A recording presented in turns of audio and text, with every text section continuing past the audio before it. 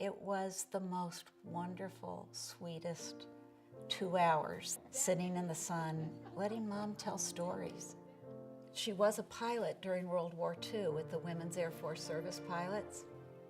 HospiceCare of the West really helped us find a way to find joy in all of this. And that video, it's a gift that we've not just given her, it's a gift we've given ourselves.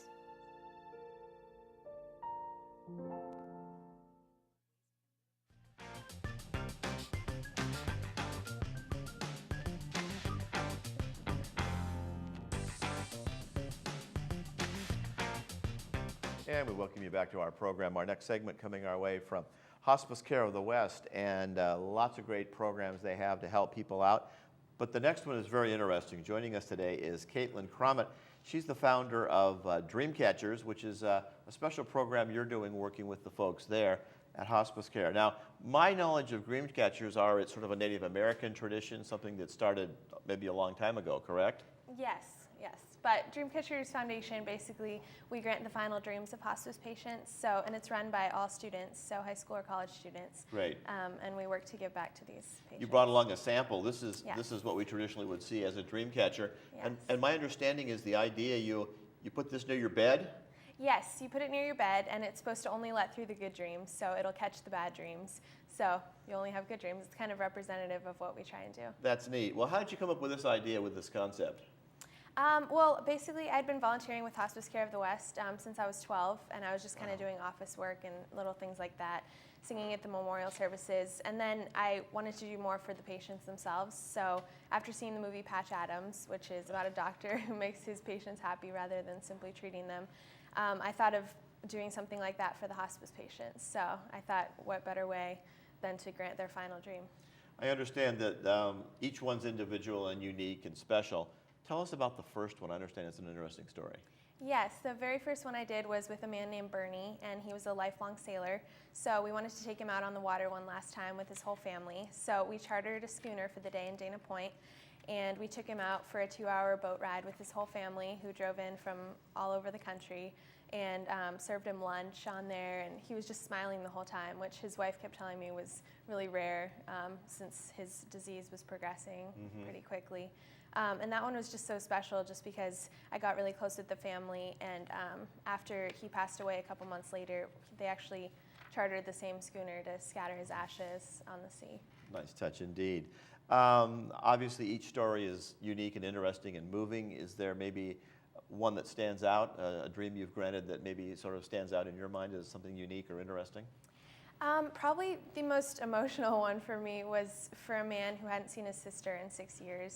So we really wanted to kind of get them reunited again. So we flew her in from Seattle, and it was just so memorable for me because once he saw her, he wouldn't let go of her hand the whole time I was there, and he kept repeating how much he loved her, and it was just a really memorable experience.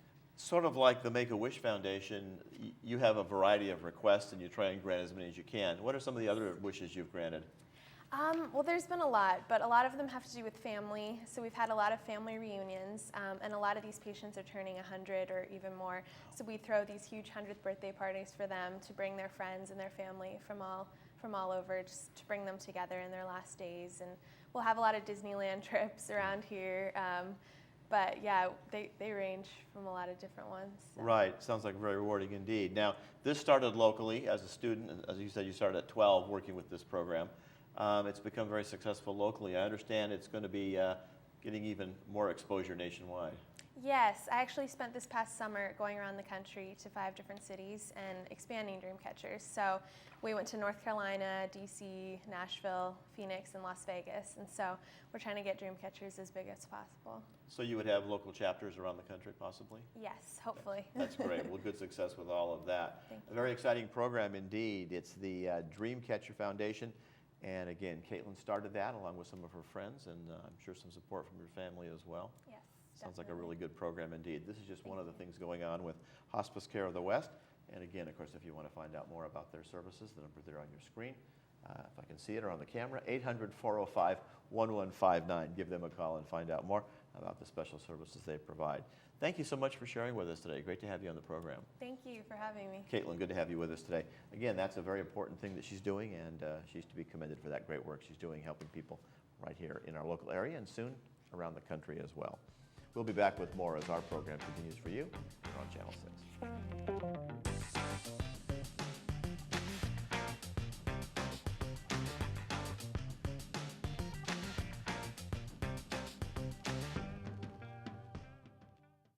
We were approached by HospiceCare of the West asking if we would consent to doing a video interview with my dad.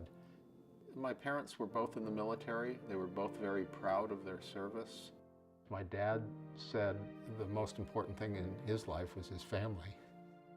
The video was just a real gift to our family.